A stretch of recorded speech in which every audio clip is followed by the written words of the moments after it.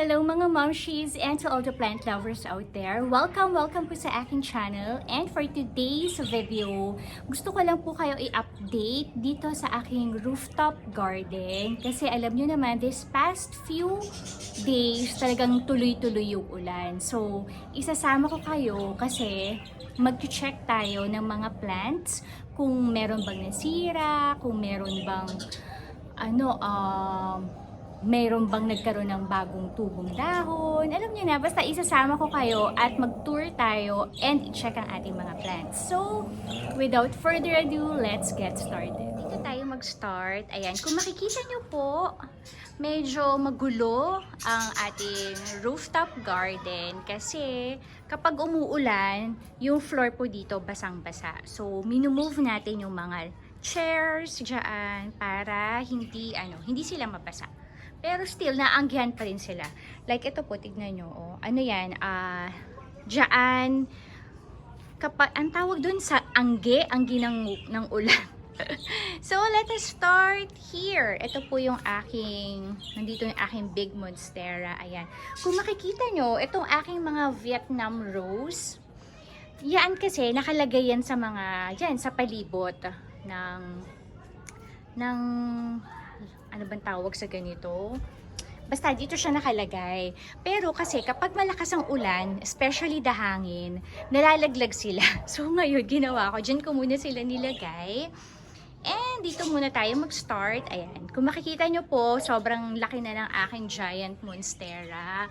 This is the biggest and the newest leaf. Tignan nyo naman po. Ayan lang ang aking kamay. 'Di ba? Sobrang laki niya. Tingnan nyo naman, ang laki ng hole. Diba? And let's check kung meron ba siyang bagong dahon. I think wala pa. Kasi bago lang naman to. But wait, I think meron. May nag-hello. Ayan. Meron siyang palabas. Ayan po, nakikita niyo ba ito? Meron siyang bagong palabas. Kaya sobrang galante talaga nitong aking monstera na yun. Sobrang favorite ko yan. And ito, yung pinakauna kong Monstera Deliciosa. Ayan, nag-unfurl na yung kanyang bagong dahon, which is so nice. Ayan. And very healthy. Ayan, dahil nga nauulanan sila, ayan, magbibigay siya ng mga bagong dahon sa akin. So happy! So I think okay naman yung mga plants ko dito. Ayan. So, meron lang ito, yung aking Monstera Peru. So, kasi naanohan siya. Ayan. So, kapag ganito ang ginagawa ko mga moms, kinakat ko na yung mga nag-dry. Pero kapag yellow na siya, it's time to remove the leaf na. So, ito pwede pa to. Ika-cut lang natin. Ayan. So, ayan yung mga plants ko dyan. And dito, ayan, okay naman sila. Ayan. May duck feet. Ayan, nilagyan ko na sila ng para umakyat. So, may Brazil. May potos. Ayan. So far, so good. Okay naman sila. Yung aking mga air plants. Ayan, okay naman.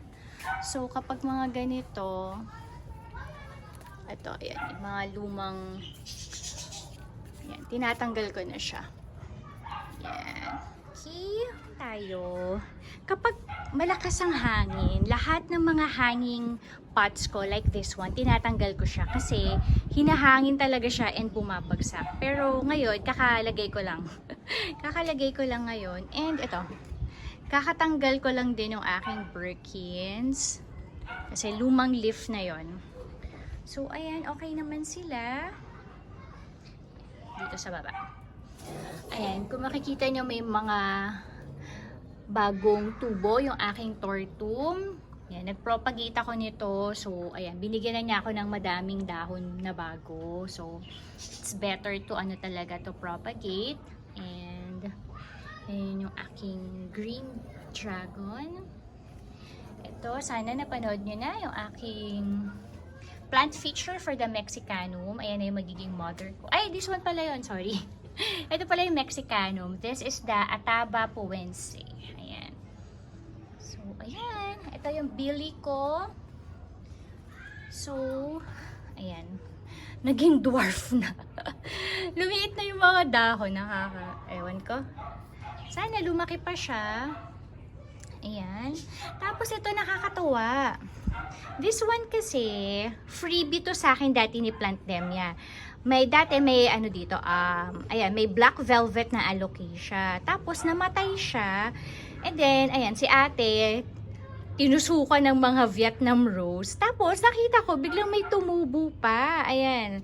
So, nakikita nyo ba? Meron pang, ibig sabihin, buhay pa yung bulb ni black velvet alocasia.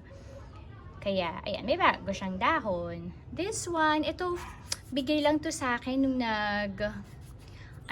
nag-garden feature ako sa may PF Home sa Parañaque. Oh, very healthy din siya, oh. Ganda. Pero, ayan, meron nang nanilaw dito, siguro na sobrahan sa ulan. Ika-cut natin siya later. And, ito, ayan. Kapag may mga ganito, ayan, yung mga madali na siyang tanggalin, tinatanggal ko na. And nilipat ko na dito yung aking pine tree kasi yung pencil cactus ko nilipat ko ng pwesto. So ito, itong mga naka-pole ko naman, binaba ko siya kasi hinahangin din siya. Dito kasi siya nakalagay. So kapag malakas yung hangin, natutumba sila. So ayan, binaba ko na muna dito. So ito yung aking Holland na Manjula. Ayan. So iaakit ko na siya siguro. And this is my neon potos. Ayan. So far, so good naman sila dito. I think okay naman. Wala namang na-damage. Dito naman tayo. Ayan. Yung aking neon potos. Tingnan nyo. Ang haba na ng sleeping potos ko. Ayan. Ito yung ine-next ko na plant feature. Yung aking sleeping potos na ito po na-propagate ko to. Oh. Ang ano niya, mga moms, ang bilis lang niyang padamihin. Ito yung mother ko. Ayan. Mother ng aking sleeping potos. Ayan. So, ready to propagate na ulit siya. So, sasama ko kayo sa next plant feature ko. Magpo-propagate din tayo niyan. Ayan. So, ako kasi, mga moms, nag-experiment ako. Ayan. Katulad dito, nasa soil lang siya. Tapos, ito, soilless naman. Ayan. Ganda. This is my Asiatic jasmine. Ito na lang yung natira ko. So far so good naman sila dito. Okay naman yung mga big plants ko. So hindi naman sila na-damage. Ayan. So dito okay din, okay naman sila. Yung mga mayanas ko lang, kapag malakas yung hangin, natutumba sila. Kaya kanina nandito yan sa baba. Kasi nga, hinahangin sila. So, ayan. Kailangan na ba nating kumurot? Ayan, katulad nito. Meron na siyang, so, kurot na tayo. Ayaw kasi natin ng mataas na mayana.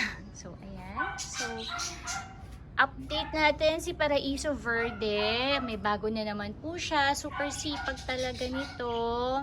Ito yung kanyang newest leaf. So pretty. Ang ganda-ganda. Ay, nako. Grabe talaga tong Paraiso ko. Abangan nyo po ang aking propagation for that. So, ayan. Si Glorious ko. Yee! Ayan. May bago siyang patubo. I'm so happy. And, update nga natin. Yung aking thigh na na-propagate. So far so good. Sana magkaroon ng bagong dahon. Ay! Surprise! Ayan! Meron na tong isa. Kasi mga moms, yung isa dito, ibebenta ko. Sabi ko, ito yung ibebenta ko para mabenta ko siya ng mas mahal. Kasi mas madami siyang dahon. And ito yung ititira ko sa akin. Sabi ko, pag ito yung tinira ko, kailangan magkaroon muna siya ng bagong dahon. Ayan, hindi naman niya ako binigo. May bagong dahon na siya. Tapos, itong aking Gloriosum, ito, katulad nito, nasobrahan na to sa, sa ulan. So, we need to cut this already. Okay naman sila dito. And, let's check. Ayan. Yung aking baby na stingray. Ang cute, baby. So, ito yung aking 69686. Ayan, nakikita nyo po. Akala ko nga mamamatay na siya. Pero may bago siyang baby leaf. So, buhay pa yan. Okay. So, here, my pink princess. Ayan. So, hindi pa nagpi-pink. Ayan. Okay. This is my Jose Bono. Ayan. Okay naman sila. Ito po yung na-propagate ko na tortum. So, 2 pots yan. Ayan. So far, so good naman dito. Ito, okay lang din sila. Dito naman tayo. Ayan. Dito ko po nilagay yung ibang mayana ko. Kasi ang mga mayana, kailangan nila ng direct sunlight. Katulad nito, oh. Ang ganda ng color, no? May neon green. So, para lumabas yung kanilang mga colors, kailangan talaga nila ng sunlight. Ito din ang ganda, no? Crumpled naman siya. So, ayan. Ayan sila. So far, so good. Dito din, okay naman. Ayan, andyan po yung aking pencil cactus. Diyan ko siya nilagay. So, yung aking project, ayan. Okay naman po yung mga photos natin. So, hopefully, ay humaba sila. Ayan, so naghahabulan sila eh. So, siguro mga few months, ayan. Ano na yan, madaming dahon na yan. So, ito katulad nito, kailangan na natin siyang tanggalin. Kaya may mga spaces eh, kasi tinatanggal ko yung mga old na mga nag-yellow na leaves na. So, ayan lang ang ating update sa ating rooftop garden. So, linis-linis lang tayo ngayon. So, that's it for our vlog for today. I hope ay may natutunan kayo dito sa aking video. Salamat po sa pagsama nyo dito sa pag-tour ko at pag-check sa aking mga plants. So, don't forget to like and subscribe po sa aking channel. Stay safe and God bless everyone. Bye!